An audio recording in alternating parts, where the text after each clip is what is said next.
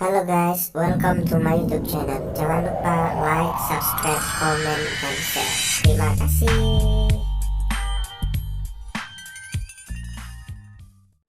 Assalamualaikum warahmatullahi wabarakatuh.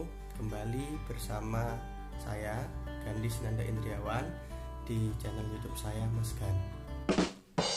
Pada video ini saya akan melanjutkan pembahasan dari buku Telikungan Kapitalisme Global dalam Sejarah Kebangsaan Indonesia yang dikarang oleh Hasyim Wahid dan kawan-kawan pada bab yang ketiga, yaitu Era Orde Baru. Sebelumnya, jika teman-teman sahabat-sahabat belum tekan subscribe, maka saya sarankan untuk segera menekan tombol subscribe di bawah ini. Lalu juga klik tombol like dan jangan lupa share agar channel ini berkembang dan teman-teman dan sahabat-sahabat juga bisa mengikuti alur bedah buku ini sampai selesai. Di video saya yang sebelumnya, saya sudah menjelaskan tentang pengaruh dunia internasional, yakni perang antara dua blok besar, antara blok timur yang dikomandoi oleh Uni Soviet dan blok barat yang dikomandoi oleh Amerika Serikat terhadap negara yang baru saja merdeka seperti Indonesia.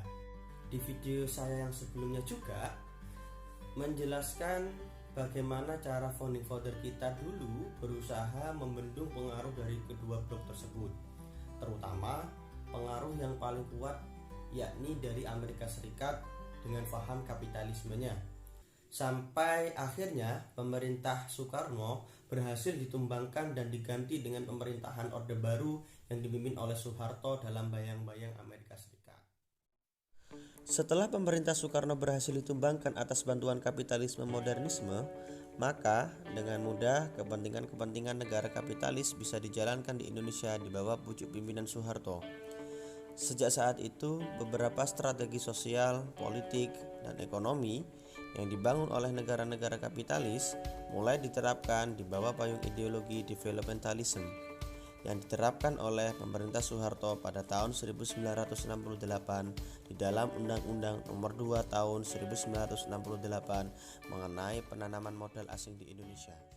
Untuk merealisasikan ideologi developmentalism di bidang ekonomi, pemerintah Orde Baru melaksanakan konsep-konsep W.W. Rostow seperti konsep The Stage of Growth, Five Stage Segment, dan sejenisnya.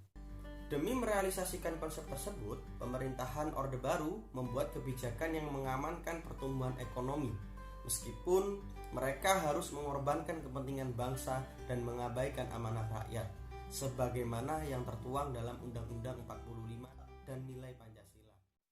Pemerintah Orde Baru dalam melaksanakan skenario ekonomi tersebut, mereka didukung oleh kelompok investment. Kelompok ini merupakan sebuah dewan penasihat ekonomi yang terdiri dari: pertama, Warburg & Co, kedua, Lehman Brothers, dan yang ketiga, Lazard Freres. Sementara di bidang sosial diterapkan konsep-konsep Talcott-Parsons mengenai struktural fungsional, di mana konsep tersebut mengubah masyarakat Indonesia menjadi masyarakat modern. Seluruh perangkat sosial harus dirubah dengan bentuk dan struktur formal yang modern. Penerapan konsep sosial tersebut berdampak pada penyingkiran besar-besaran terhadap kekuatan NU yang dalam hal ini dari kalangan agama dan PNI yang dalam hal ini dari kalangan nasionalis. Di sisi yang lain, pilar-pilar kekuatan beralih pada kelompok ABRI, Partai Sarekat Islam, Partai Katolik maupun Kristen, dan Masyumi. Penyingkiran tersebut selain karena alasan paradigmatik yang dianggap mengganggu kepentingan modernisme, pun juga untuk mengikis pengaruh kekuatan Soekarno. Modernitas tidak dipahami sebagai suatu spirit, cara pandang, pola pikir, atau paradigma. Akan tetapi dilihat dari sebagai lifestyle atau gaya hidup, tampilan-tampilan formal yang serba material dan bercorak kebarat-baratan. Semua ini dilakukan untuk mengamankan ideologi developmentalism modernisme sebagai perpanjangan tangan dari kepentingan kapitalisme global internasional di bawah komando Amerika Serikat. Pemerintah Amerika Serikat selalu melakukan berbagai macam cara untuk memelihara kepentingannya di Indonesia.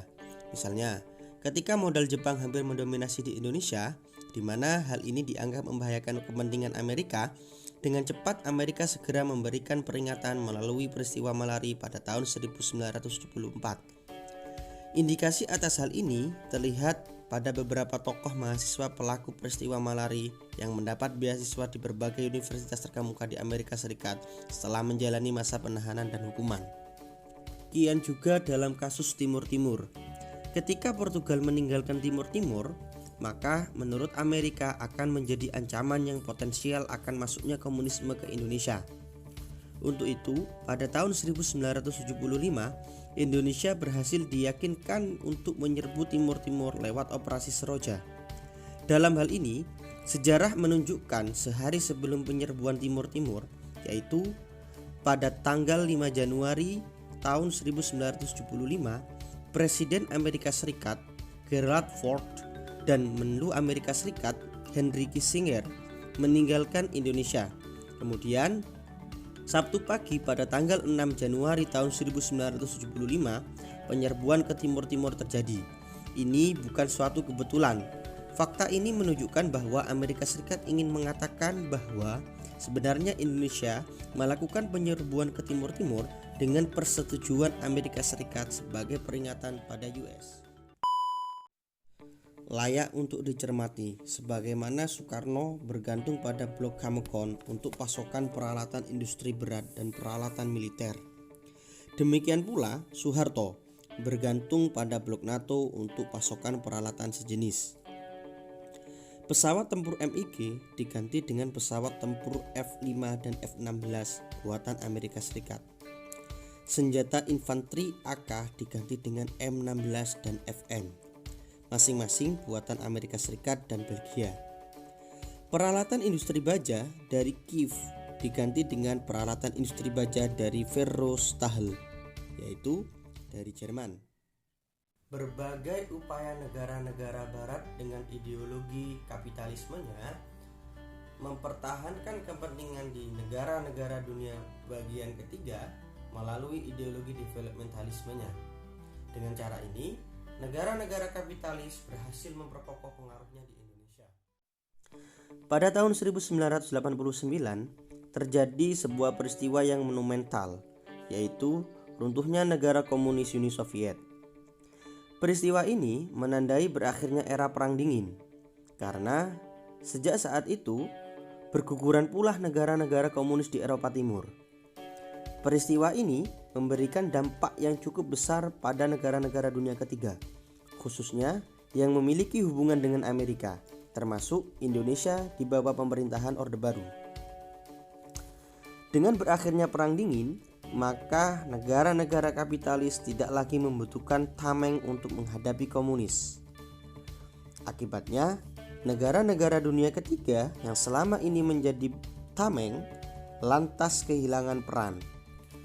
Karena hal ini menyebabkan pemerintah Orde Baru menjadi rapuh dengan hilangnya peran negara dunia ketiga sebagai tameng, maka negara-negara kapitalis hanya dimiliki kepentingan bisnis dengan Indonesia.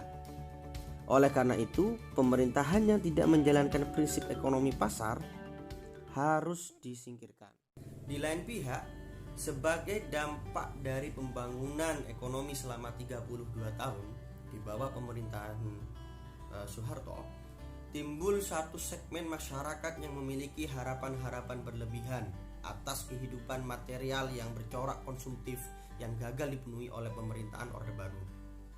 Ketika keadaan ini bertemu, terjadilah gejolak sosial politik di Indonesia yang pada ujungnya bermuara pada proses lengsernya Soeharto, yang secara euforia digembor-gembor sebagai reformasi.